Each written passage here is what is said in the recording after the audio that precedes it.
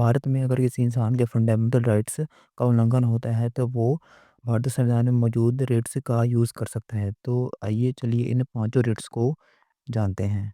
ये वीडियो एक quick revision की तरह रहेगी।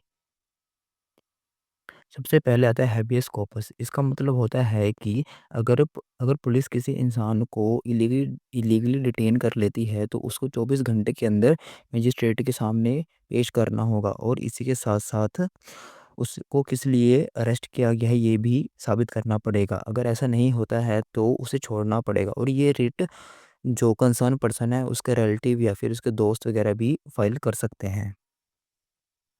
दूसरा आता है मैंडेमस।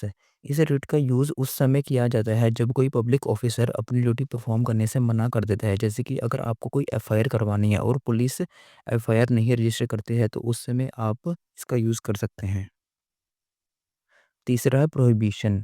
इसको आप इस तरह से समझ सकते हैं कि जब कोई ट्रिब्यूनल या लोअर कोर्ट अपने एरिया से बाहर जाकर केस की सुनवाई करता है तो उस समय हायर कोर्ट या लोअर कोर्ट उसको ऑर्डर देती है कि तुम अब इसे बंद करो। सरशारी। इसका मतलब यह है कि जब लोअर कोर्ट या ट्रिब्यूनल अपने एरिया से बाहर जाकर काम करती है और वो डिसीजन दे देती है तो उस समय उस डिसीजन को ख़त्म करने का काम करती है ये सरशरी। और ये ऑर्डर लोअर कोर्ट को हाई कोर्ट या सुप्रीम कोर्ट दे सकती है। आखिरी और पांचवा आता है कोवरंटो। तो इसमें कोर्ट पूछती है कि तुम अपनी पोजीशन पे किस हक से बैठे हो। अगर अपॉइंटमेंट इलीगल है तो उसी समय उसको वहां से हटाया भी जा सकता है।